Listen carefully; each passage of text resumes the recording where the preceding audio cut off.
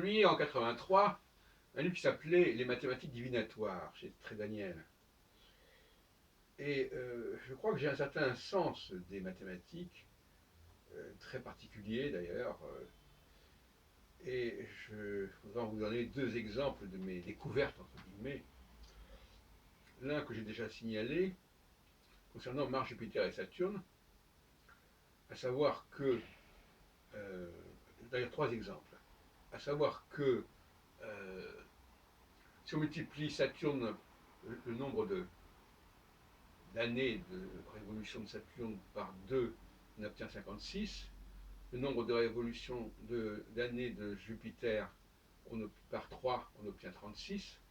Et le nombre d'années de révolution de Mars par 4, on obtient 8. Et si vous ajoutez les trois chiffres, 56, 36 et 8, vous arrivez à 100.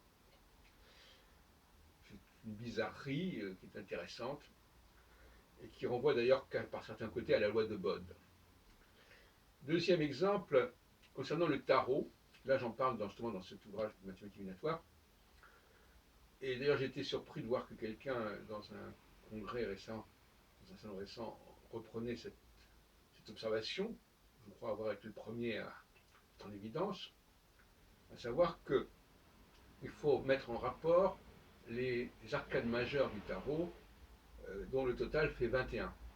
14 plus 7, 13 plus 8, etc., etc. Et montrer que la construction même de ces deux cartes mises en rapport est assez semblable. Bon, je renvoie à mon bouquin. Et puis je voudrais m'étaler un peu plus sur la dernière découverte que j'ai faite, découverte entre guillemets, concernant le nombre 6. Alors je ne sais pas, je n'ai pas vérifié si ça avait déjà été fait. Ça renvoie peut-être à ce qu'on appelle la preuve par 9, je ne sais pas. En tout cas, ça m'amuse de vous le présenter. Si vous multipliez 6 par un nombre pair, vous gardez le nombre pair comme chiffre terminal. 6 fois 2, 12. Donc le 2 devient 12. 6 fois 4, 24. On retrouve le 4 dans 24. 6 fois 6, 36, évidemment. 6 fois 8, 48. Et 6 fois 10, 60.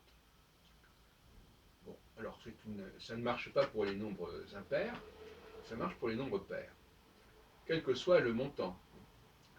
Donc, je ne sais pas ce que ça peut signifier, pourquoi ce nombre 6 a cette vertu particulière,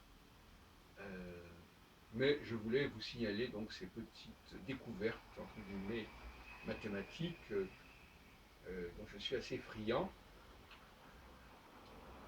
Et dans cet ouvrage Mathématiques divinatoires, que vous pouvez retrouver, qui a déjà 36 ans d'existence, en tout cas 35, bientôt 36, vous pouvez retrouver un certain nombre de petites observations de ce genre, notamment concernant l'origine des chiffres arabes, comme on dit, en montrant que on peut les relier à l'alphabet hébraïque cursif, pas au majuscule, de l'alphabet araméen, et que par exemple la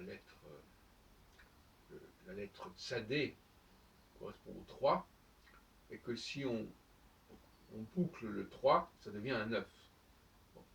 La lettre Dalet correspond au 4, et si on boucle, la lettre Dalet correspond au 2, et si on boucle le 2, ça devient un 4, etc. Donc ça aussi, ça peut être amusant, et ça semble pouvoir démontrer que les chiffres arabes, tels que nous les connaissons, sont issus de l'alphabet hébraïque, tout comme les chiffres romains sont issus de l'alphabet latin. Voilà. Donc, allez voir cet ouvrage Mathématiques divinatoires. Il y a certainement des choses qui vont vous intéresser, notamment en ce qui concerne le yiking.